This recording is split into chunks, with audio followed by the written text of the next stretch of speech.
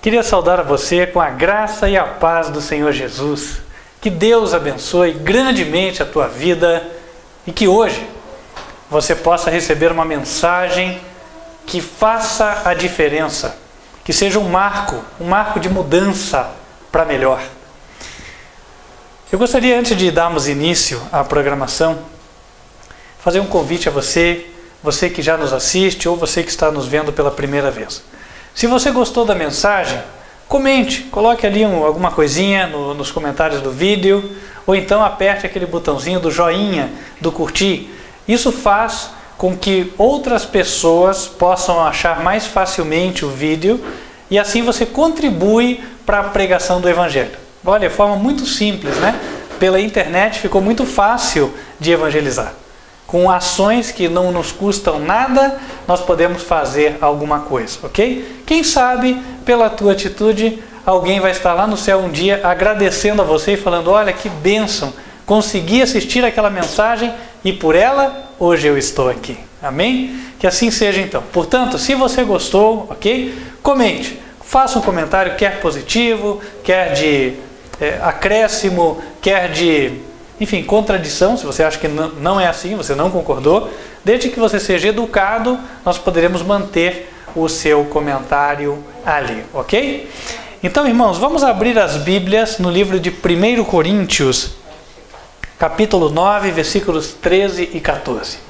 Nós que já estivemos reunidos numa primeira hora, a hora de estudo da escola bíblica, nós vamos partir para o segundo momento. A propósito, enquanto a igreja procura a passagem, queria dizer a você que deseja também estudar os temas da escola bíblica que temos estudado aqui, você pode entrar em contato conosco.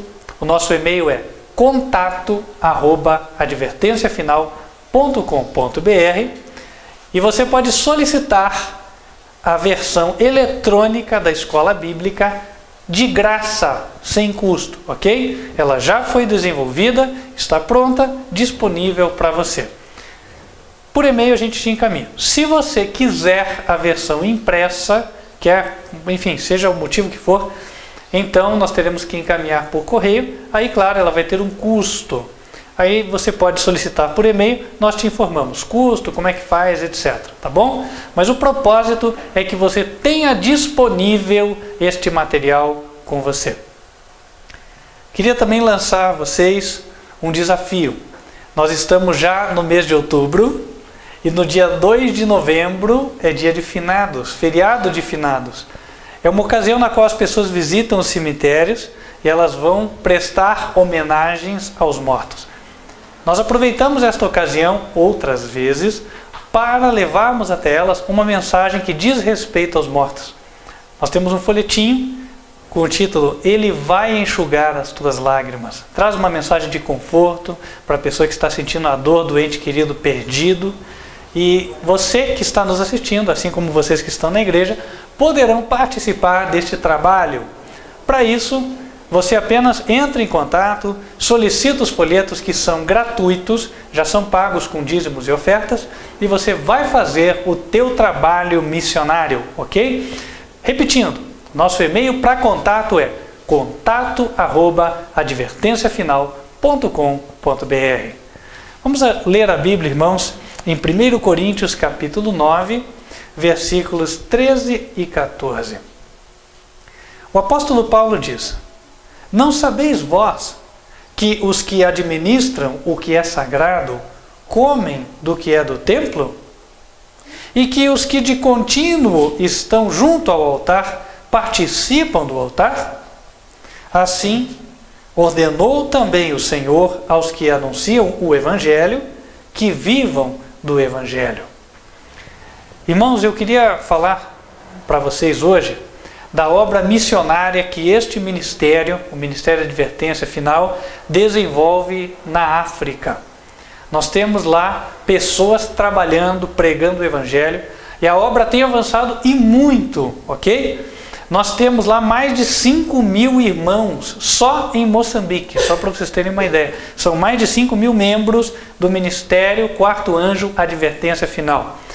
Num país paupérrimo, onde os recursos são ínfimos, é feito um trabalho com muito esforço e muito suor, de alguns irmãos, em especial o pastor João Carlos, e eles precisam, obviamente, de algum tipo de apoio. O país exige que nós paguemos uma taxa que é 10 vezes mais alta do que se paga no Brasil, para mantermos as atividades lá, as atividades rotineiras. Razão pela qual isso tem sobrecarregado bastante o nosso caixa do ministério. E nós não podemos deixar de manter a obra lá, porque nós estamos falando de mais de 5.000 irmãos. Imagina, irmãos, né? Então, por mais que para nós pareça elevado o valor, nós precisamos manter. A maioria dos valores investidos lá são para custear a taxa exigida pelo governo, que é uma taxa de operação, para que possamos operar oficialmente no país, e também para termos uma sede na capital do país, que é Maputo. É outra exigência do governo para igrejas que têm mais de 5.000 membros. Além disso, também custeamos, obviamente, o salário do pastor João Carlos e as despesas operacionais para ele fazer o trabalho de pregação do Evangelho. A propósito, o irmão de sangue dele, irmão Josias, ele foi enviado para a Uganda, onde nós temos irmãos interessados que pediram auxílio e, a propósito, até pagaram a passagem para ele. O ministério não teve que pagar. Então o Evangelho não está só em Moçambique, ele já está se expandindo, ele já está em outros países como Suazilândia, onde temos irmãos, Angola, onde temos irmãos, também na ilha de Cabo Verde nós temos irmãos, e temos irmãos também no Malawi, Zimbábue, Botsuana, e assim vai. Temos vários países que já têm representação do ministério Quarto Anjo, Advertência Final. A Bíblia diz que é lícito aos que trabalham no Evangelho que vivam do Evangelho. Eu estou aqui fazendo um apelo a vocês, um apelo a você que nos assiste, não para mim. Eu prego o Evangelho, mas hoje faço as minhas tendas. Mas há pessoas que vivem do Evangelho. E, portanto, apelo a você que tem, você que Deus tocou, para que você possa enviar os recursos, a fim de que possamos continuar abençoando esta obra. A propósito, você que recebe o nosso relatório mensal de aplicação dos recursos, há de ver que a maioria dos recursos que entram aqui não ficam para engordar o caixa local. Eles vão para a África e vão para um destino certo, que é para dar continuidade a este trabalho que estamos mencionando aqui. A propósito, nós pretendemos visitar o campo africano dentro em breve, assim que Deus abrir as possibilidades. Mas antes disso, nós queremos que o campo continue sendo mantido. Por isso, apelamos a todos os irmãos, ok? Com um pouco de esforço nós podemos ganhar muitas almas. Lembre que para Deus o Evangelho não tem fronteiras. A alma do africano vale o mesmo que a alma do brasileiro. Amém? Amém. Então, irmãos, nós vamos ter a oportunidade, o privilégio de ofertarmos e dizimarmos para o Senhor. E aqueles que estão preparados podem fazê-lo agora, à medida em que vamos louvando a Deus com o hino número 18 do CD. Vamos nos colocar em pé, vamos cantar, e os que estão preparados fazem a sua entrega.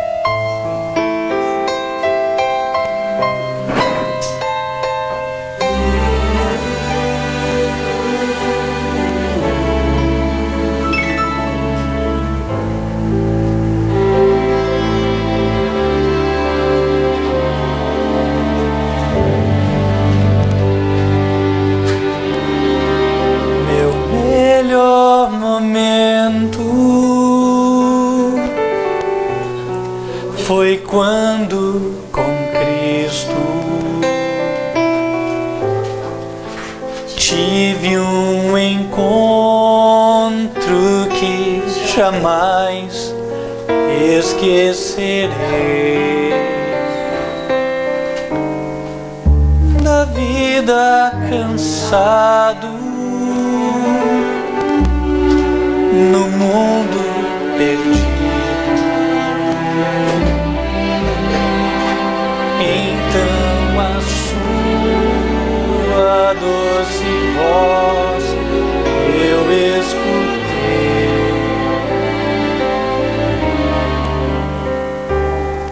Com tanto amor me chamou, amor que eu jamais fiz por merecer.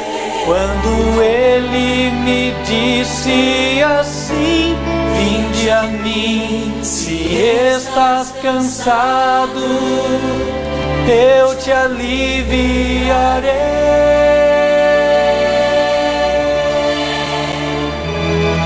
Com tanto amor me atraiu,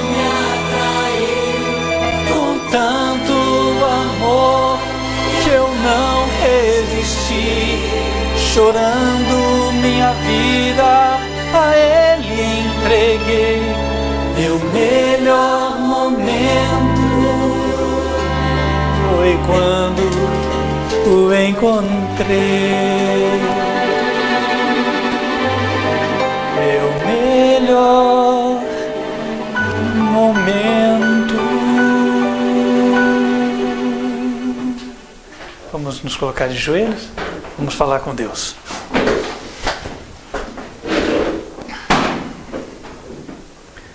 Santo e bondoso Deus, queremos te agradecer porque o Senhor tem nos dado o suficiente para viver e também com o que contribuir com a tua causa. Venha abençoar de maneira especial, ó Deus, aqueles que o Senhor moveu a entregarem os seus dízimos e ofertas para que a pregação da verdade efetuada por meio deste ministério possa continuar. Abençoa também, Senhor, aqueles que por qualquer razão, embora tendo o desejo, não puderam fazê-lo. Que o Senhor possa prosperar a vida de cada um e que todos tenham o suficiente. Abençoa também, Senhor, mesmo aqueles que hoje acreditam não serem o seu dever, o devolver aquilo que é teu. Mas que o Senhor possa iluminar, que eles possam abrir as mentes e possam ver o privilégio que é poder contribuir com a tua causa. Afinal de contas, tudo que temos veio de tuas mãos. Nós apenas devolvemos parte daquilo que o Senhor nos dá. Senhor nosso Deus, ao começar esta segunda hora, quero encomendar-me a Ti. Pedir que o Senhor me unja com o Teu Espírito Santo e que o Senhor Jesus tenha plena liberdade de falar ao Teu povo. Que a Tua verdade seja exposta, que ela seja esclarecedora, que ela se fixe na mente e que aqueles que a ouçam possam sair com a sua fé firmada na verdade eterna. Te rogamos estas bênçãos, pedindo que o Senhor toque a cada coração, que cada um tenha um lugar para receber esta mensagem. Te rogamos estas bênçãos em nome de Cristo Jesus. Amém.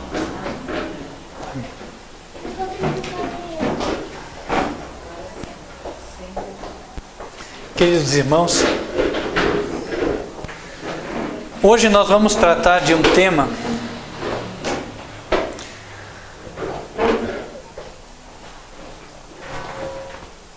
sobre o qual eu posso dizer que nós já temos rodeado em outras ocasiões. Por alguma razão, Deus tem me impressionado a trabalhar para que nós, como igreja, como ministério, nós tenhamos muita certeza do que são os escritos inspirados, do que é a Escritura Sagrada. Porque Deus já anunciou por meio dos profetas que haveria um ataque contra as Escrituras. E nós temos que estar preparados. Assim como a história conta, quando o rei Ezequias de Israel soube que a Assíria invadiu Samaria, a qual distava apenas 90 quilômetros de Jerusalém, fez então todos os preparativos para resistir a um ataque dos assírios. Ele não esperou a chegada do exército. Assim também nós, meus queridos, nós sabemos que a última crise há de vir. Ela está se aproximando. Portanto, nós temos que ser cristãos preparados para enfrentar a crise. Temos que ter uma fé sólida, sabendo o que cremos, a fim de que nós não sejamos derribados. Nós vamos falar hoje sobre a diferença entre a Bíblia original e a Bíblia com textos acrescentados. É isso mesmo. Existe uma Bíblia original e existe uma Bíblia com textos espúrios, com textos acrescentados, que não são inspirados.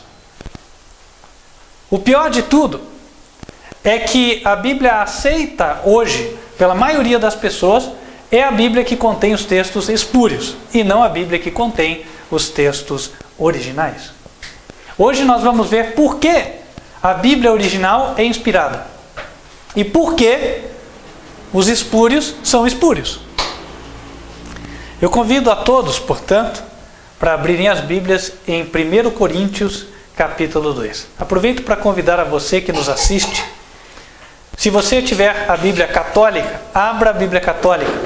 Se você tiver a Bíblia evangélica, abra a Bíblia evangélica. Não importa qual Bíblia você tenha nas suas mãos, você conseguirá acompanhar a mensagem que está aqui, ok? 1 Coríntios, capítulo 2.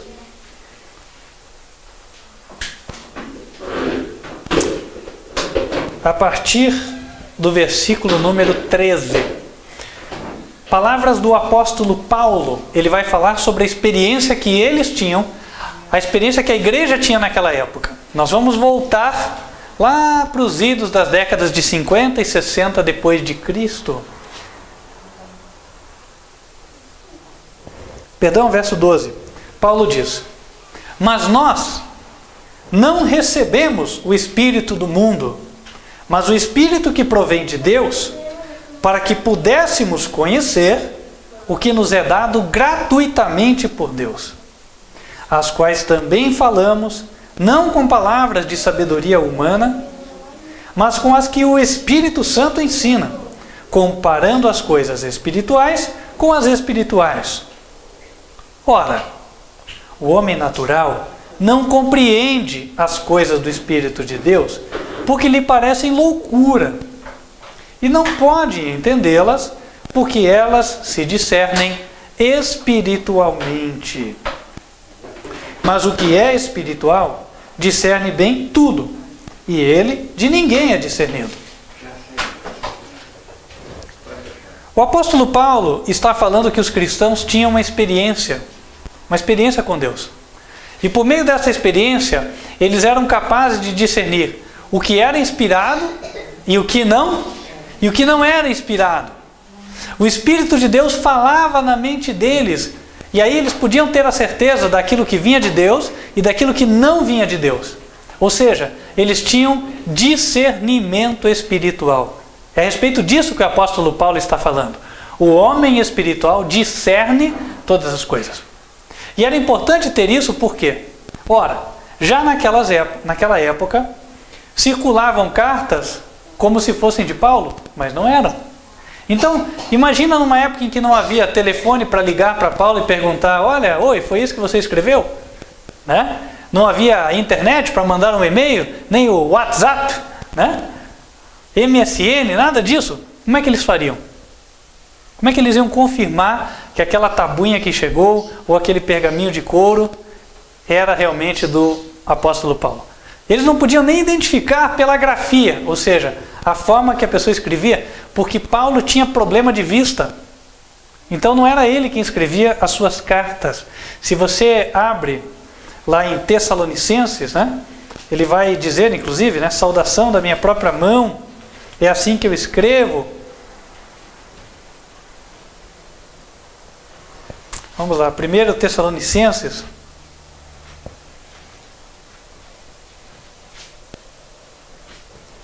Perdão, falei primeiro? Segundo, né? 2 Tessalonicenses, capítulo 3, versículo 17. Olha o que ele disse. Saudação da minha própria mão, de mim, Paulo, que é o sinal em todas as epístolas. Assim escrevo. Ou seja, não dava para identificar a carta pela grafia, pelo jeito de escrever, porque não era Paulo quem escrevia. Era alguém que o ajudava. E detalhe, que Paulo tinha problemas de vista, isso está no livro de Gálatas, capítulo 4, tá? Versos 14 e 15. O apóstolo Paulo diz: e vocês, Gálatas, não rejeitaram, nem desprezaram isso, que era uma tentação na minha carne, Antes me recebestes como um anjo de Deus, como Jesus Cristo mesmo. Qual é logo a vossa bem-aventurança? Porque vos dou testemunho de que, se possível fora, arrancaríeis os olhos e nos daríeis. Qual era o problema de Paulo? Nos olhos. Ele diz que os gálatas tinham visto a sua fraqueza e amavam tanto a ele que, se possível, tirariam os próprios olhos para darem para ele. Ora, então, voltando ao tema, né? Como é que as pessoas iam identificar se a carta era de Paulo ou se não era? O apóstolo Paulo disse: o homem espiritual discerne todas as coisas. Então, sabe, aquela coisa que acontece com você hoje que anda com Deus. Não sei, a pessoa falou uma coisa, mas não fechou, não entrou na minha mente. Aquilo Deus não testificou. Não é verdade? Era o discernimento espiritual que eles possuíam. E é através do discernimento espiritual que eles puderam definir os livros que eram inspirados e os livros que não eram inspirados. Nós vamos começar a ler sobre isso, tá? O primeiro exemplo é com respeito ao Antigo Testamento, né? O Antigo Testamento, o próprio Jesus validou aquilo que era inspirado. Será que os 39 livros do Antigo Testamento, que estão na Bíblia judaica e também na Bíblia evangélica de hoje, não na católica. A católica tem 7 livros a mais. Será que esses 39 livros eram os livros inspirados? Ou os livros inspirados do Antigo Testamento eram os 46 livros da Igreja Católica? Bom, a propósito, eu queria colocar uma informação aqui para vocês, né? A Igreja Católica declarou que o Antigo Testamento não tinha 39, e sim 46 livros, no Concílio de Trento, em 1546. É verdade que houveram outros concílios, mas sempre foram concílios localizados, menores, não com a participação de toda a Igreja. Isso já desde o século IV. Mas em 1546, o Papa declara que os livros de Tobias, Judite, 1º e 2º Macabeus, Sabedoria de Salomão, Eclesiástico, que também é chamado Sabedoria de Jesus, Ben Sirac, e Baruque, são 7 livros, portanto, que estes livros eram canônicos. Canônico vem da palavra cânon, que vem do hebraico cana, que significa a regra, a norma. Então, quando alguém diz que o livro é canônico, quer dizer o seguinte: ele é a norma. Ele é o que define o que é certo e o que é errado, né? Bom, a Igreja Católica, em 1546, portanto, declarou que o Antigo Testamento é aquele de 46 livros. E agora vamos para o testemunho de Jesus. Pois na época em que Jesus vivia, só estava disponível a Bíblia judaica. E a Bíblia judaica, ela continha 39 livros. Vamos ver o que é que Jesus fala da Bíblia judaica. Livro de Mateus, capítulo 5, a partir do versículo 17.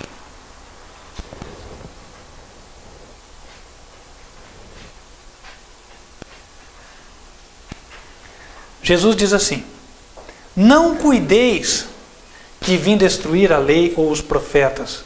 Não vim abrogar, mas cumprir.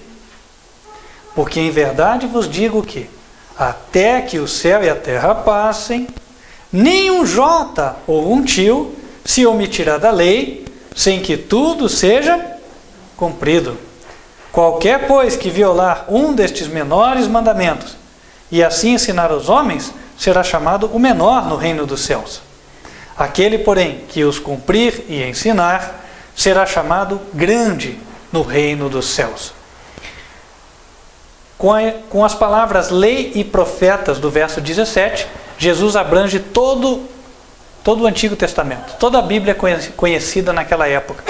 Jesus disse isso aos fariseus, porque os fariseus buscavam ocasião para acusar Jesus de estar derrubando a Bíblia. de estar querendo estabelecer uma nova religião que não fosse a bíblica. E então é quando Jesus disse para eles: olha, eu não vim destruir a lei e os profetas, eu não vim. Eu vim aqui dar cumprimento. Na verdade, a lei e os profetas falavam de Jesus, não é verdade? A Bíblia apontava o Messias que viria. E há uma outra evidência no livro de Lucas. Eu quero que vocês abram comigo. Lucas, capítulo 24,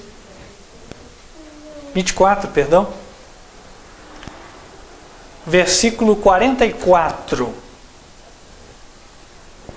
Lucas capítulo 24, versículo 44. Aqui são palavras de Jesus aos 12 discípulos, aos 11 aqui, né? Porque aqui Judas já tinha se suicidado,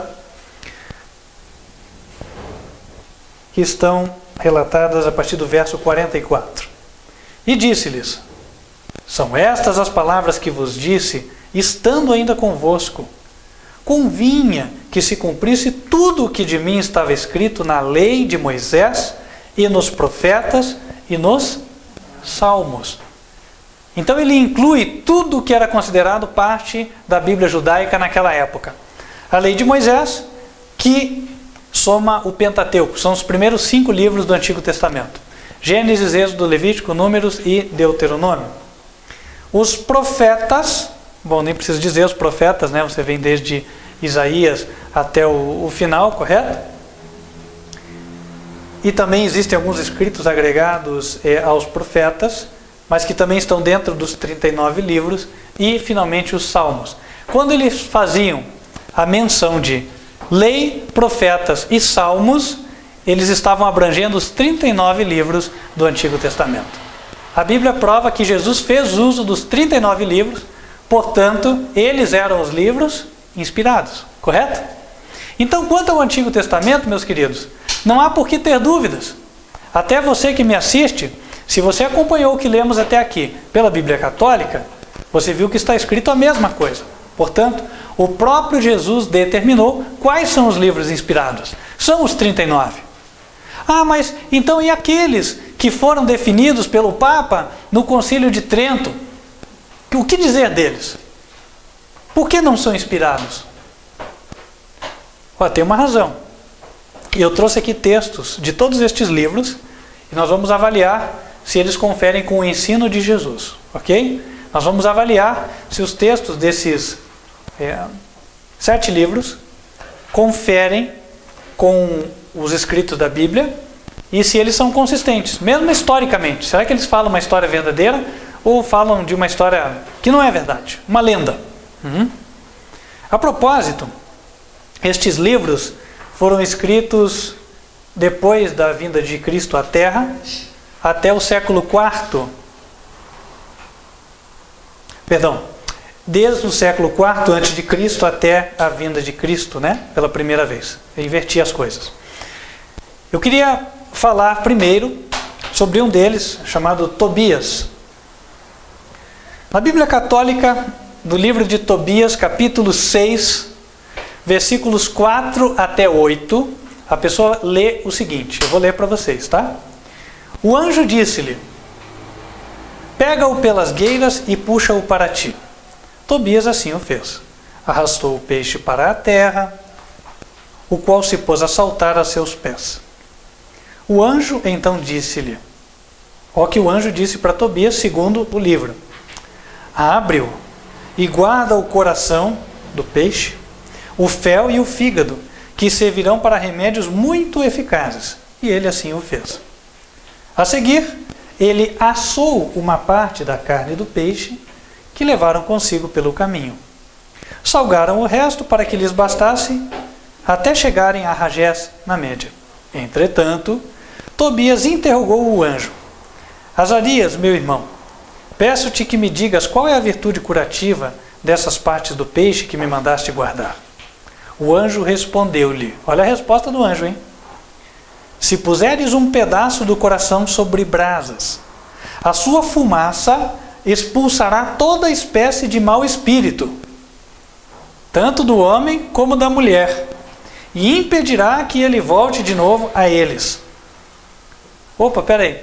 Então, coloca o coração na brasa, aí vai queimar o coração, quando sai a fumaça vai espantar o demônio.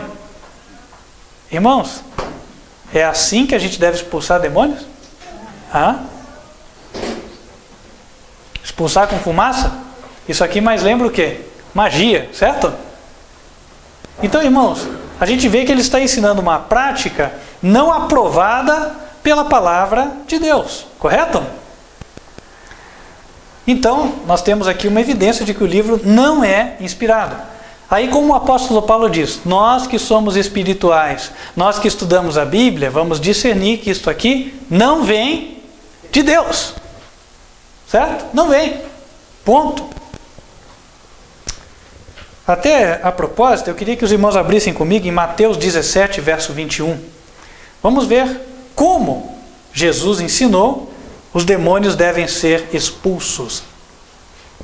Mateus 17, versículo 21. Está falando dos demônios, né?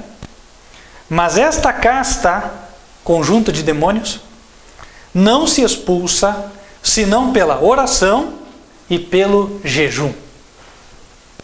Casta de demônios se expulsa com jejum e oração. Mas aqui, segundo Tobias, era com a fumaça da parte do peixe, do coração do peixe.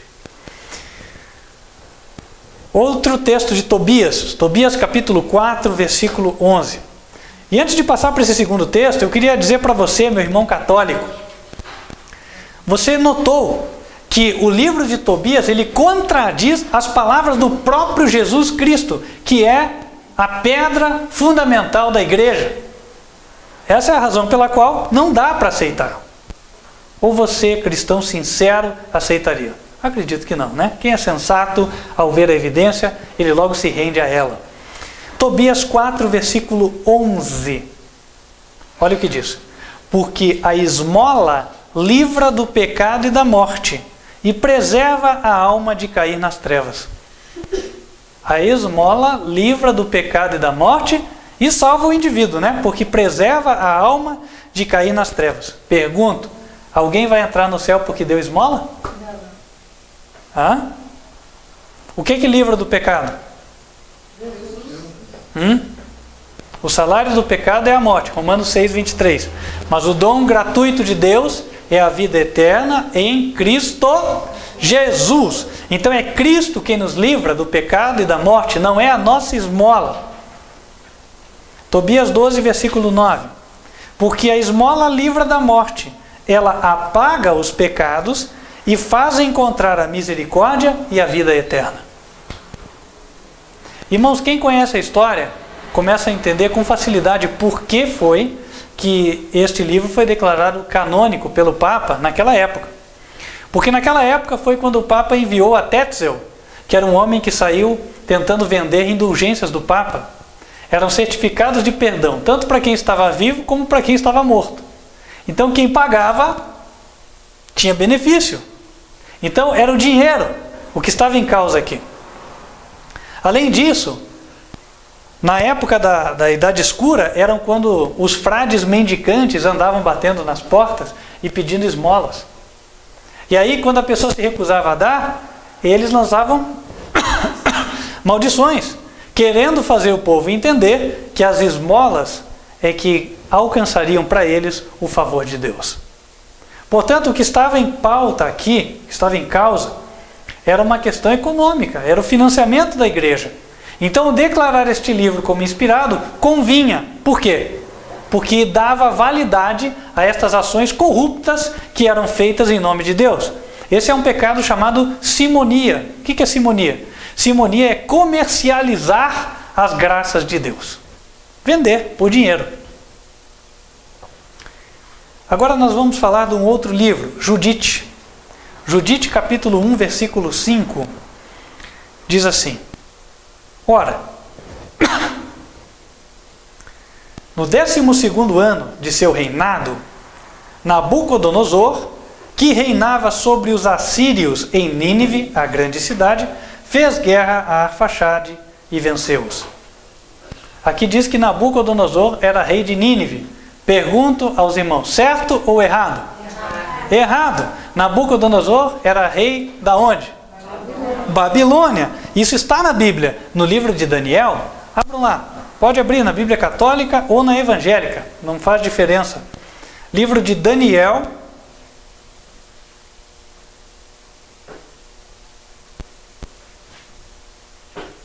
Capítulo 1, versículo 1. No ano terceiro do reinado de Jeoaquim, rei de Judá, veio Nabucodonosor, rei da Babilônia, a Jerusalém e a sitiou. Nabucodonosor, rei da Babilônia, rei dos babilônios, portanto. Nada de rei dos assírios. Esta é uma inconsistência histórica. Não só contradiz o que está no livro de Daniel, como também quem estuda a arqueologia sabe. Nabucodonosor foi rei de Babilônia e não da Assíria, de Nínive, né? Vamos agora para outro livro, 1 Macabeus. Há quem use 1 Macabeus para tentar derrubar o ensino das 2.300 tardes e manhãs de Daniel 8, versículo 14. Eles dizem que as 2.300 tardes e manhãs não se cumpriu em 1844, mas se cumpriu em outra época. E usam para isso, como base, o livro aos Macabeus. Há 2 livros aos Macabeus que foram declarados canônicos pelo Papa, 1º e 2º Macabeus. Agora olha que interessante. 1 Macabeus, capítulo 13, versículos 43 e 47. Eles falam sobre a tomada de uma cidade chamada Gazara. Em 1 Macabeus é dito que Simão tomou esta cidade. Mas em 2 Macabeus é dito que quem tomou essa cidade foi outra pessoa, Judas Macabeu. Ou seja, os próprios livros dos Macabeus se contradizem. Nós vamos ler aqui. Primeiro texto do primeiro livro de Macabeus, capítulo 13, versículos 43 e 47. Por aqueles dias, Simão, notem o nome, quem foi? Simão, pôs cerco a Gazara e, investindo contra ela de todos os lados, construiu uma torre móvel, encostou-a contra as muralhas da cidade, martelou uma das torres e se apoderou dela. Simão entrou em acordo com eles e suspendeu o ataque. Agora vamos para o texto de 2 Macabeus. 2 Macabeus, capítulo 10, versos 32 a 38. O próprio Timóteo fugiu para uma praça forte, muito bem guarnecida, chamada Gazara, mesmo nome, comandada por Quérias. Mas Macabeu e os seus a sitiaram perante 4 dias, com alegre entusiasmo. Quem sitiou a cidade? Macabeu. Mas o outro livro dizia que foi Simão. Então agora vamos ver o que é que Macabeu fez, segundo este livro aqui. Macabeu e os seus a sitiaram perante 4 dias com alegre entusiasmo. Fiados da segurança da praça, os que se achavam no seu interior multiplicavam as blasfêmias e não cessavam de proferir palavras ímpias, etc, etc, etc. Ao raiar do 5º dia, 20 jovens entre os soldados de Macabeu, vivamente encolerizados com aquelas blasfêmias, animados de varonil coragem, lançaram-se contra as muralhas e, em assomos de furor, puseram-se a massacrar quem quer que lhes caísse as mãos. Do mesmo modo, outros, pelo lado oposto, partiram muralha acima contra os sitiados, surpreendendo-os pelas costas, incendiaram as torres e, acendendo fogueiras, queimaram vivos os blasfemadores. Quanto aos primeiros, os de Macabeu, abateram as portas, fizeram entrar o resto do exército e foram os primeiros a ocupar a cidade. Ou seja, segundo o relato de 2 Macabeus, foi Macabeu e os seus que conquistaram Gazara, ao passo que, segundo o relato de 1 Macabeus, quem conquistou a cidade foi Simão. Então você vê que os próprios livros se contradizem. Pergunto, Deus é Deus de confusão? Não, Deus não se contradiz. Aquilo que é inspirado não se contradiz. O fato de eles se contradizerem prova que eles não são inspirados. A propósito, guarde com você um texto que está em 1 Coríntios, capítulo 14, versículo 33. porque Deus não é Deus de confusão. Está escrito, Deus não é Deus de confusão. 1 Coríntios, capítulo 14, versículo 33. Deus não é Deus de confusão. Então, ele não inspirou estas duas cartas aqui. Agora, vamos avançar.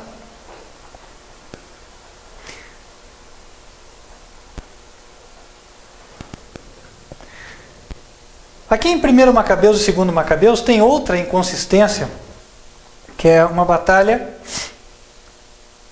na qual Lísias teria atacado o exército de Judas Macabeu, possivelmente. Em 1 Macabeus é dito que Lísia, ele partiu para uma cidade chamada Antioquia, e aí ele recrutou estrangeiros para retornar à Judéia e poder então conquistar, coisa que ele não conseguiu fazer na primeira batalha. Isso está em 1 Macabeus, capítulo 4, versículo 35. O texto diz: Lísias partiu para Antioquia, onde recrutou estrangeiros na intenção de retornar à Judéia com a superioridade de forças. Mas, em 2 Macabeus, capítulo 11, a história aparece muito diferente. Simplesmente diz que quando o exército de Lísias foi derrotado, fala assim: o próprio Lísias, para se salvar, apelou vergonhosamente para a fuga. E não diz que ele retornou. Em 2 Macabeus, capítulo 11, versos 13 e 14, a Bíblia diz: mas Lísias, etc., enviou aos judeus mensageiros com propostas de reconciliação baseadas em condições justas, prometendo que persuadiria o rei a tornar-se amigo deles. Ou seja, o livro de 1 Macabeus fala que Lísias perdeu a guerra, aí ele foi buscar mais forças para voltar e refazer a guerra. E o livro de 2 Macabeus fala que, tendo perdido a guerra, ele propôs condições de paz. Muito diferente uma coisa da outra, certo? E aí nós vemos a inconsistência. Uma coisa é ele perdeu a guerra, vou me reforçar para voltar a batalhar. E a outra coisa é ele perdeu a guerra, eu vou oferecer condições de paz, certo? Então, irmãos, estas inconsistências mostram que Deus não está nisso, tá? Queria comentar outro texto que está em 2 Macabeus, capítulo 12, versos 43 e 44. Escutem só. O texto diz assim: em seguida, fez uma coleta, enviando a Jerusalém cerca de 10.000 dracmas, para que se oferecesse um sacrifício pelos pecados, belo e santo modo de agir, decorrente de sua crença na ressurreição.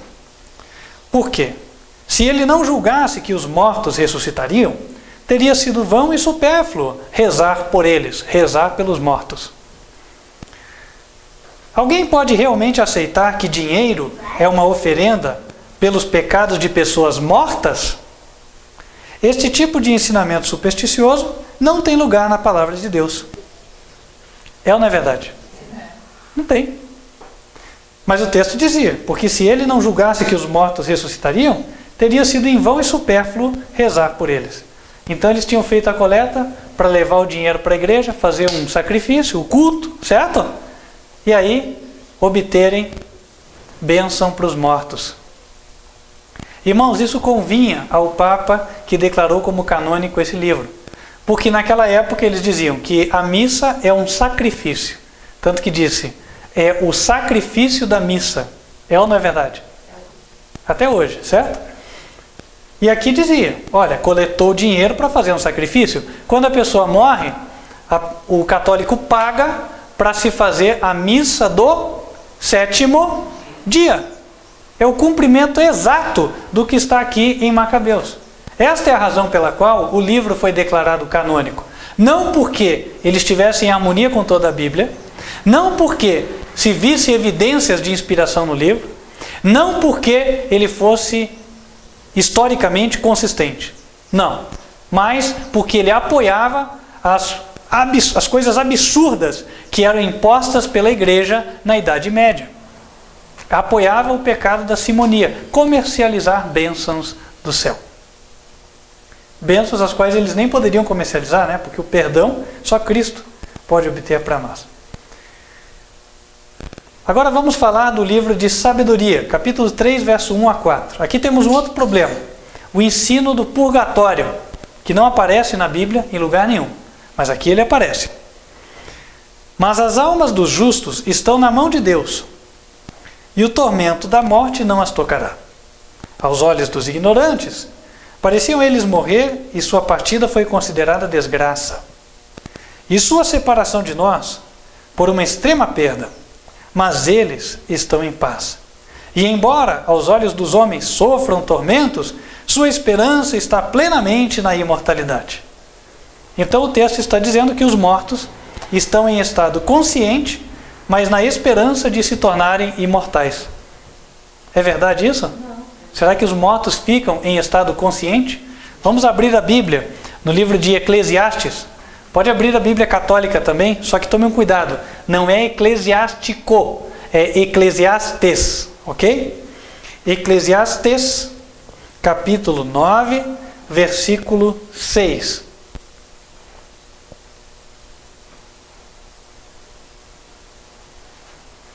Eclesiastes, capítulo 9, versículo número 6.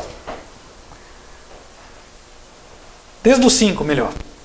Porque os vivos sabem que hão de morrer, mas os mortos não sabem coisa nenhuma, nem tampouco eles têm jamais recompensa, mas a sua memória ficou entregue ao esquecimento.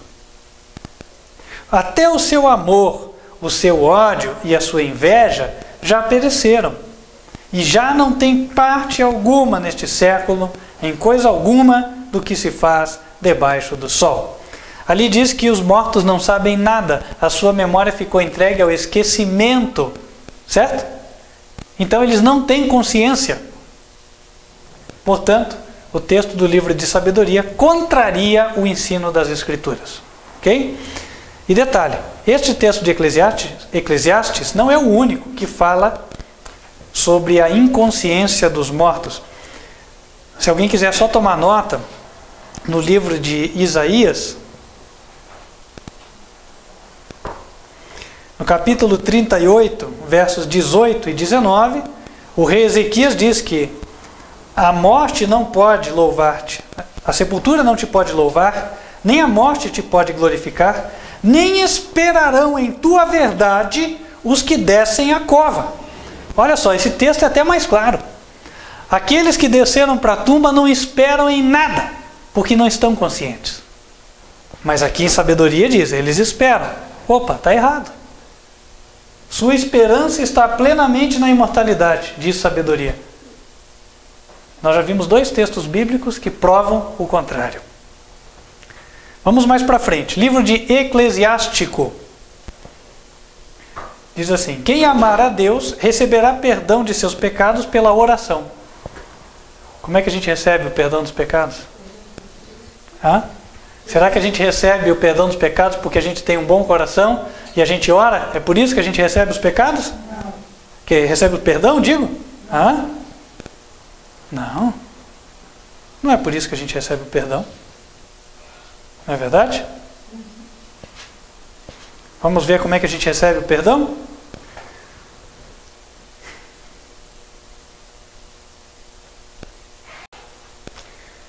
Romanos, capítulo 3,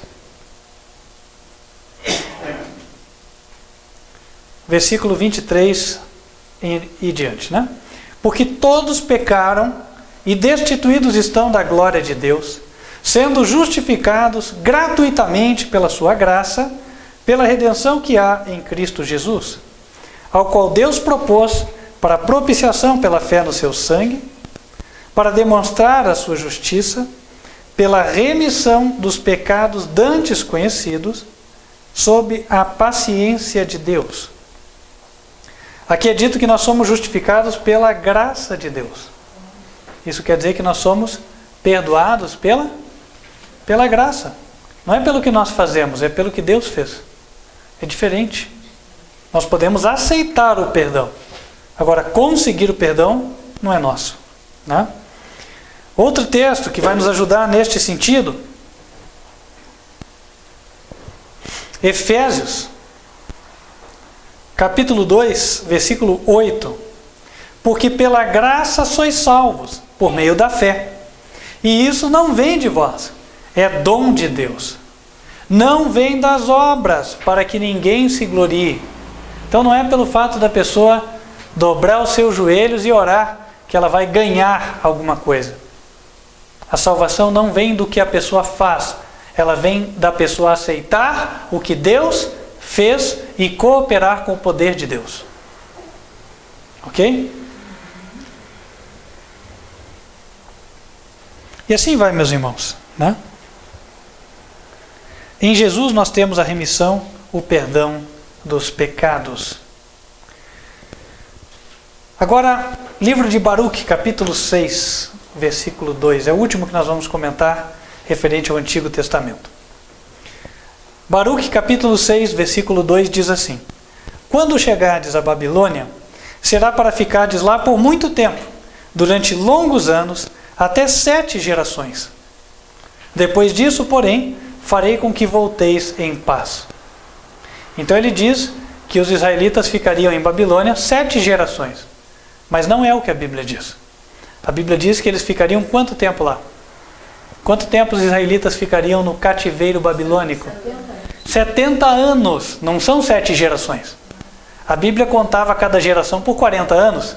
Se fosse 7 gerações, nós estaríamos falando de 7 vezes 4, 28, 280 anos de cativeiro, coisa que não aconteceu. Vamos abrir em Jeremias, capítulo 25.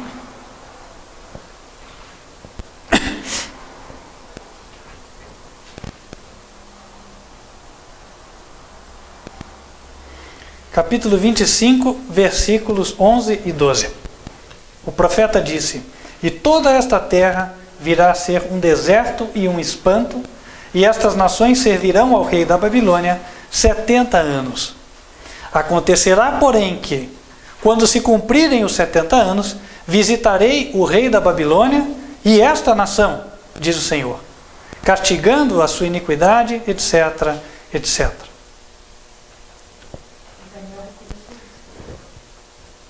Ou seja, era para eles esperarem 70 anos. E depois de 70 anos, eles retornariam para a Babilônia. Bem comentado, o profeta Daniel, no capítulo 9 de Daniel, ele falou que ele entendeu que as assolações de Jerusalém iam demorar 70 anos. Daniel 9, versículo 2. No ano primeiro do seu reinado, eu, Daniel, entendi pelos livros que o número de anos de que falou o Senhor ao profeta Jeremias, em que haviam de acabar as assolações de Jerusalém, era de 70 anos. Portanto, nada de 7 gerações, era 70 anos. Irmãos, aqui nós conseguimos ver por que o Antigo Testamento, inspirado por Deus, ele contém 39 livros e não 46 livros. E esta é a razão pela qual a Bíblia que apresenta os livros apenas inspirados é a Bíblia evangélica e não a Bíblia católica.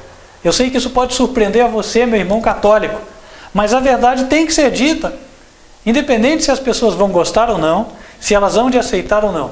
Cada um terá de prestar contas a Deus quanto a se ele aceitou ou não aceitou a verdade. Mas Deus não vai mudar por conta de decretos feitos pelos homens na terra, ok? Agora, irmãos, para finalizar, nós vamos falar do Novo Testamento. Como é que definiram-se os livros do Novo Testamento? E antes de falar, até eu quero te dizer uma coisa. Talvez você pense, puxa, mas por que desta pregação? Porque tem uma razão. No passado, o papado foi estabelecido com base em documentos fraudulentos. Muitas pessoas passaram a acreditar em doutrinas errôneas porque alguém trazia um pergaminho dizendo ser da época dos apóstolos ou da época de Jesus, e aquele pergaminho continha os erros mais absurdos. Mas como dizia-se, poxa, mas esse pergaminho veio do fulano de tal, inspirado. Então a pessoa aceitava. Irmãos, eu não duvido nada de que nestes últimos dias vão aparecer escritos, rolos, tabuinhas e outras coisas para dizer que a Bíblia não é só o que nós temos hoje. Ou para dizer que parte do que temos não é inspirado e outras partes que nunca foram colocadas na Bíblia são inspiradas. E aí como é que vai ficar a nossa fé? Porque a Bíblia ensina que a fé vem pela palavra, vem pela Bíblia. Abram comigo lá em Romanos. Romanos capítulo 10, versículo 17.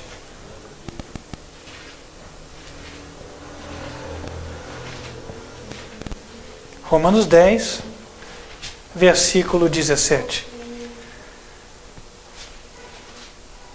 De sorte que a fé é pelo ouvir, e o ouvir pela palavra de Deus. Então, nós só podemos ter fé verdadeira uma vez que nós cremos nas Escrituras Sagradas. Agora, se aquilo que é sagrado é dito não ser mais inspirado, nossa fé vai se basear no quê? Em nada. Não vai ser fé. A única fé que Deus reconhece é a fé na Escritura Sagrada. E se aparecer um outro livro dizendo-se ser inspirado, e agora a pessoa depositar fé naquilo, ela não terá mais fé aos olhos de Deus. Na verdade, a sua fé foi corrompida. Entendem?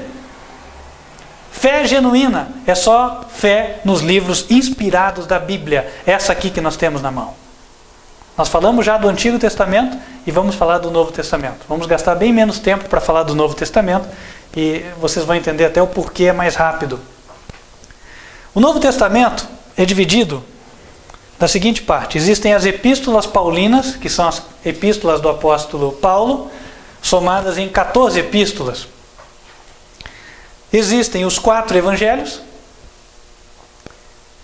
Existe o livro de Atos, que faz uma conexão com os 4 evangelhos. E ele é que despertou, mesmo na época da igreja primitiva, o interesse pelas epístolas de Paulo, pois o livro de Atos, na sua maior parte, relata a experiência e testemunho de Paulo, correto? Depois disso, nós temos as pequenas epístolas, 1º e 2º Pedro, 1º, 2º e 3º João e epístola de Tiago. E o Apocalipse. Ok? Aí fechou-se o cânon do Antigo Testamento. Segundo a história do Novo Testamento, perdão. Segundo a história, os primeiros livros que começaram a circular amplamente na igreja primitiva foram justamente as epístolas de Paulo. Não é sem causa, portanto, que Paulo começou a assinar as suas epístolas, porque tinha gente falsificando e mandando epístolas pervertidas. Quem reconhece que os escritos de Paulo eram inspirados não foi o Papa da Igreja Católica, como muitos podem pensar. Tá? Não foi lá no Concílio Romano do século IV, V ou VI, nada disso. Quem reconhece é o próprio apóstolo Pedro, quando Paulo ainda estava vivo, segundo você entende pelo próprio texto. Abram na segunda carta a Pedro, 2 Pedro, capítulo 3, versículos 15 e 16.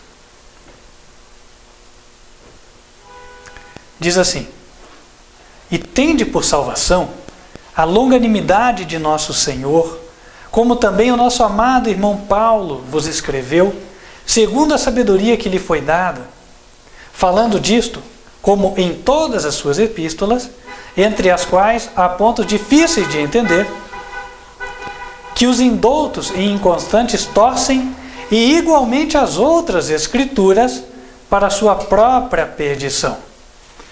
Pedro fala que Paulo foi inspirado por Deus, e aqueles que torcem os escritos de Paulo também torcem as outras escrituras.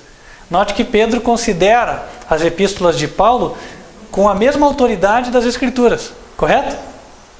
Ora, quem que fez Pedro considerar as cartas de Paulo como inspiradas? O Espírito Santo de Deus. Nós lemos, foi o primeiro texto da mensagem de hoje. 1 Coríntios, capítulo 2. Quem é espiritual discerne as coisas espirituais. Então o apóstolo Pedro falou, olha, o que Paulo escreveu é inspirado. Tão inspirado quanto as outras escrituras. Interessante, né? Porque Pedro era judeu. Estaria aí uma boa razão, inclusive para os judeus hoje, aceitarem as epístolas de Paulo.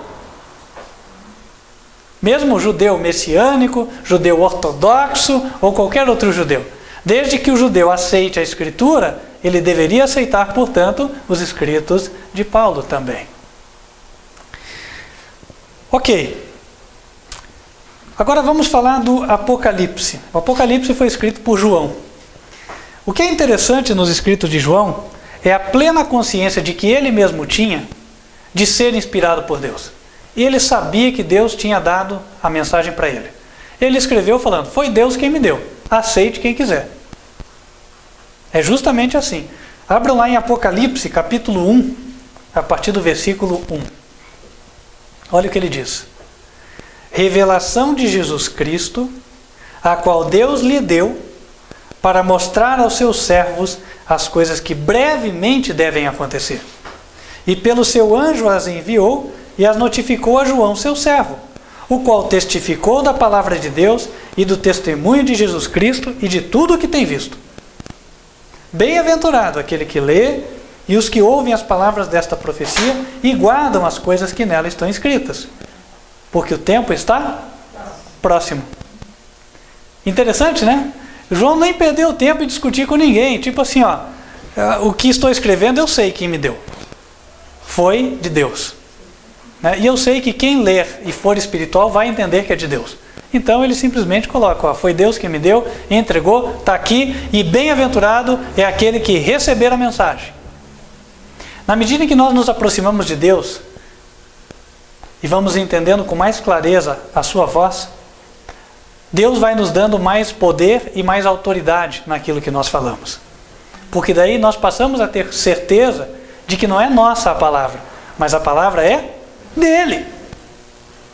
E essa é a mesma autoridade que uma mãe chega a ter, por exemplo, né? Quando o filho está lá se desculpando porque está usando a droga, e ela fala assim, ó, isso aí está errado. Não importa o que você venha argumentar. Está errado, você sabe. É ou não é? Essa palavra vem inspirada de Deus ou não vem? Claro que vem. Vem inspirada de Deus. Irmãos, essa experiência que a igreja primitiva tinha, Deus quer que nós tenhamos hoje. Ter o discernimento para saber o que é inspirado e o que não é. Eu já ouvi testemunhos aqui, né, de pessoas falando, puxa, eu estava escutando um sermão, a pessoa falou, mas não entrou. Por quê? A ovelha de Cristo escuta a voz do verdadeiro pastor. Não vai escutar a voz do falso. Por outro lado, quando escutar a verdade, o Espírito vai testificar na mente dela. Esta é a verdade. Sabe, irmãos, nós precisamos dessa experiência hoje. Conexão viva com Deus. Para daí sim nós temos a certeza do que é e do que não é. No Evangelho de João, nós vemos o mesmo testemunho. E da mesma forma, João afirmando com certeza o seguinte, olha, eu estou falando a verdade e quem é da verdade vai saber. Evangelho de João, capítulo 21, versículo 24. Se bem é certo que em primeira leitura o verso fala mais da situação específica do capítulo, num sentido mais amplo, ele também dá validade a toda a carta. Este é o discípulo que testifica destas coisas e as escreveu. E sabemos que o seu testemunho é verdadeiro. Esse sabemos no plural prova inclusive que não era só João. Outros também testificavam de que aquele testemunho era verdadeiro. Os irmãos da igreja que tinham o Espírito de Deus, eles discerniam que ali estava algo inspirado.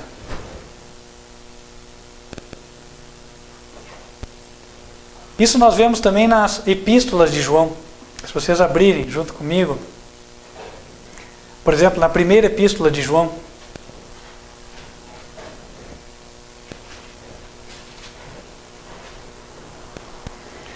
capítulo 1, diz assim, o que era desde o princípio, capítulo 1, versículo 1 de 1 João, tudo 1, né? o que era desde o princípio, o que vimos com os nossos olhos e o que temos contemplado e as nossas mãos tocaram da palavra da vida. Porque a vida foi manifestada e nós a vimos e testificamos dela e vos anunciamos a vida eterna que estava com o Pai e nos foi manifestada. O que vimos e ouvimos, isso vos anunciamos, para que também tenhais comunhão conosco. E a nossa comunhão é com o Pai e com o seu Filho, Jesus Cristo. Interessante, né? Olha, estou escrevendo do que eu vi e do que eu vi. Eu vi Jesus. E eu estou te falando do que eu vi. E esse testemunho é verdadeiro. Irmãos, que convicção. Que fé. Que experiência com Deus. Assim também, nós vemos a autoridade demonstrada por Tiago e por Pedro. Pessoas que escreveram na plena certeza de que Deus os estava inspirando. Vamos abrir na carta de Tiago.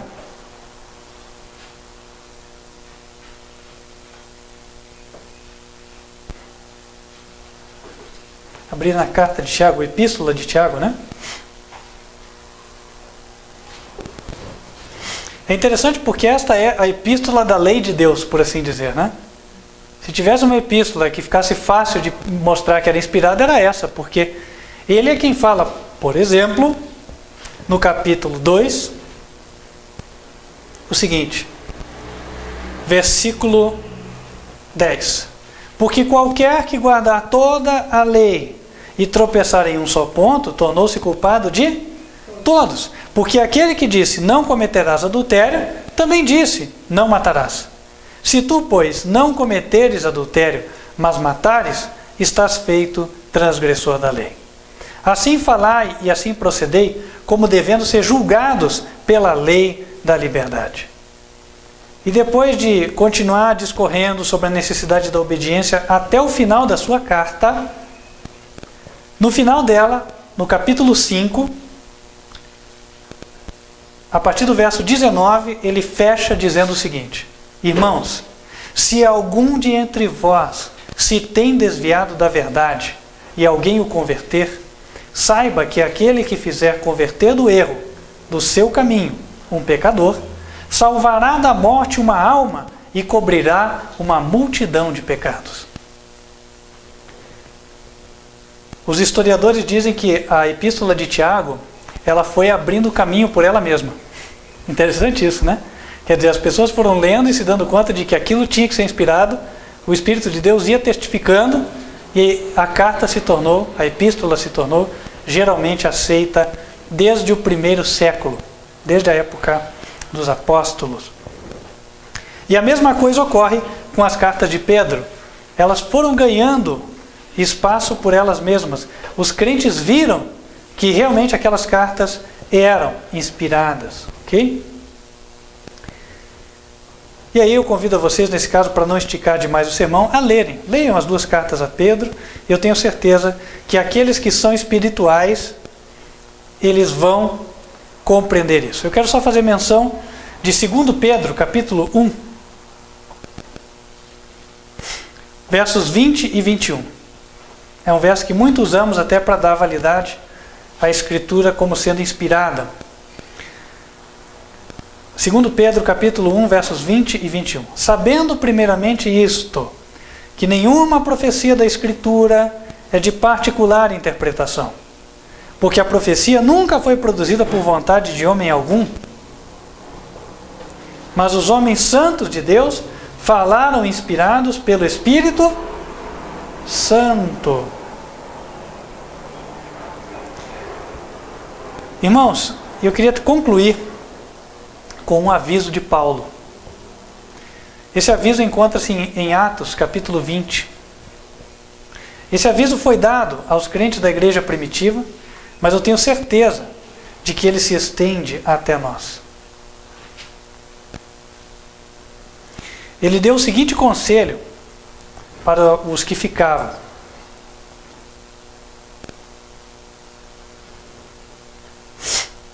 a partir do versículo 25.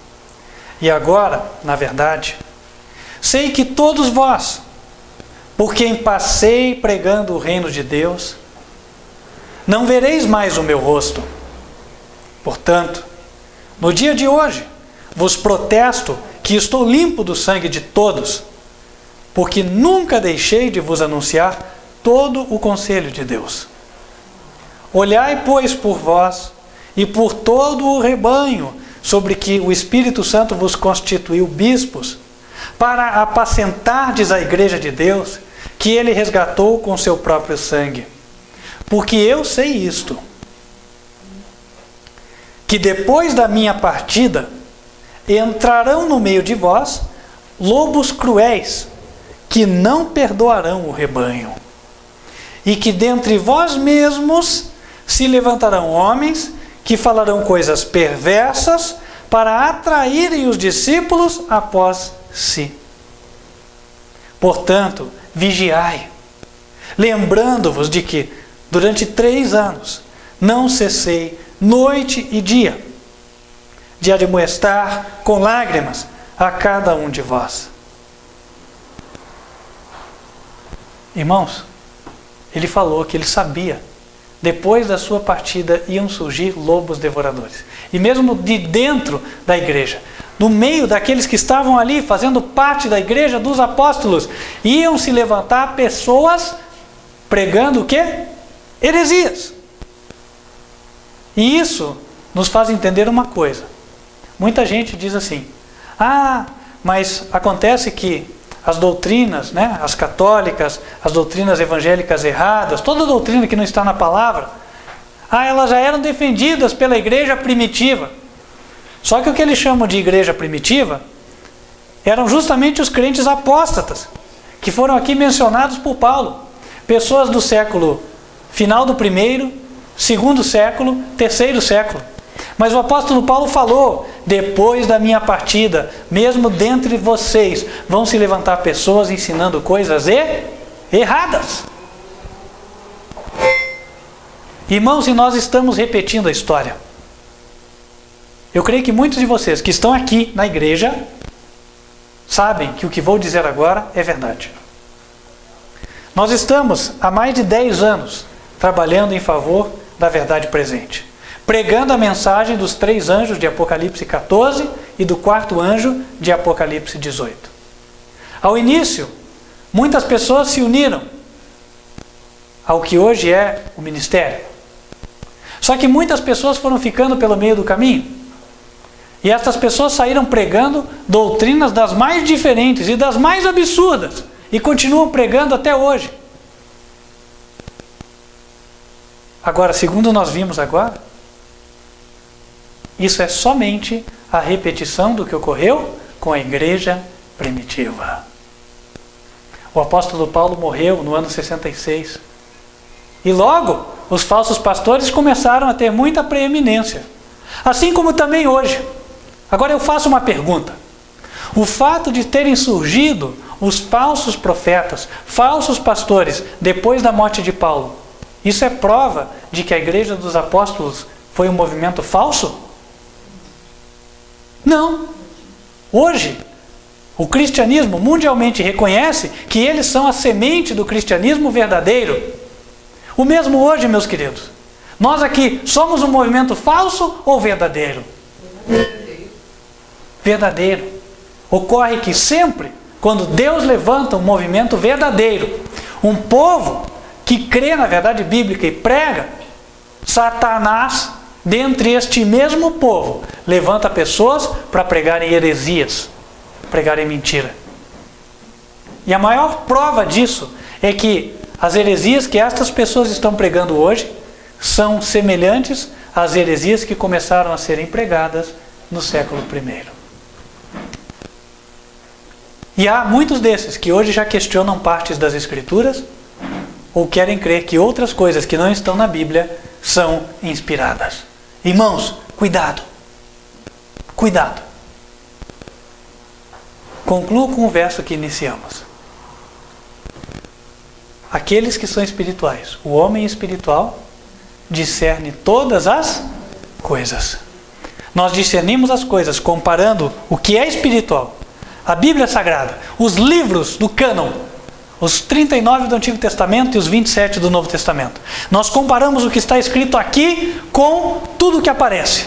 E tudo que estiver contrário ao que está aqui deve ser rejeitado, fora. Assim, nós somos e continuaremos sendo os crentes verdadeiros.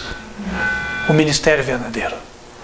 Irmãos, o sincero apelo de Deus é para que nós sejamos crentes espirituais.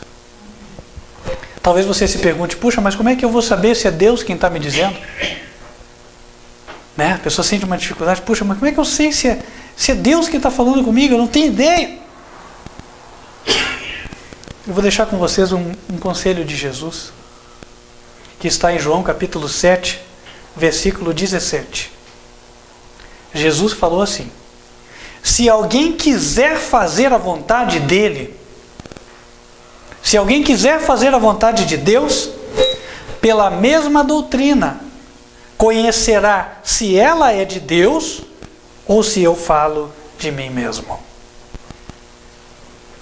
Pela mesma doutrina vai conhecer se ela é de Deus ou se eu falo por mim mesmo. João 8,47. Quem é de Deus? João 8,47.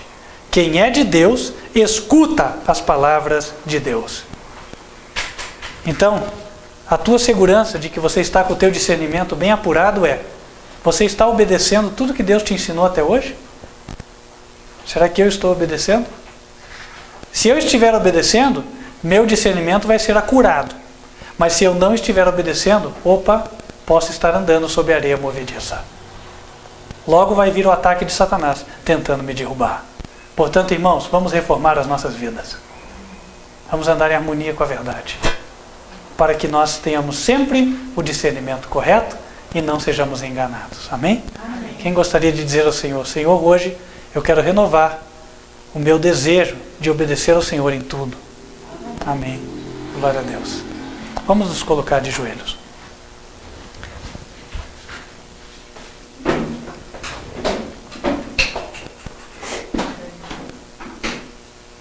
Senhor nosso Deus, queremos te agradecer pela verdade que o Senhor nos concedeu por meio de homens que foram inspirados pelo teu Espírito.